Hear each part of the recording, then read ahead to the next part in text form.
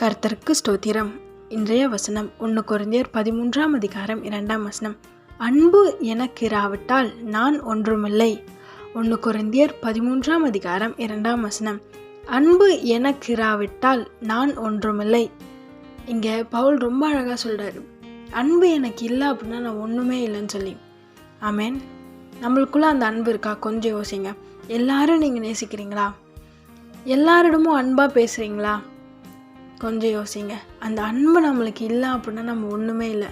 வசனம் சொல்லுது, என்ன வரங்கள் இருந்தாலும், என்ன ஆசீர்வாதங்கள் இருந்தாலும், எவ்வளோ ஊழியம் செஞ்சாலும், எவ்வளோ ஜெபிச்சாலும் அன்புன்னு ஒன்று நம்மளுக்குள்ளே இல்லை அப்படின்னா நம்ம ஒன்றுமே இல்லையா? ஆமேன். கொஞ்சம் யோசிங்க. உங்களுக்குள்ளே அந்த அன்பு இல்லையா? ஏசப்பா கிட்ட கேளுங்க, ஏசப்பா நான் பிறரை நேசிக்கணும், கிருபை தாங்க. நீங்கள் கேட்கும்போது நிச்சயமாக ஏசப்பா உங்களுக்கு தருவார். ஏசப்பா நம்மளை அப்படி தான் நேசிக்கிறார். நம்ம பண்ண தப்புக்களை அவர் நம்மளை தண்டிச்சா நம்ம இருப்போமான்னு கேட்டால் இல்லவே இல்லை. அவர் நம்மளோட பாவங்கள் எல்லாவற்றையும் மன்னித்து நம்மளை நேசிக்கிறார். நம்மளும் அப்படி தான் இருக்கணும். ஆமென்.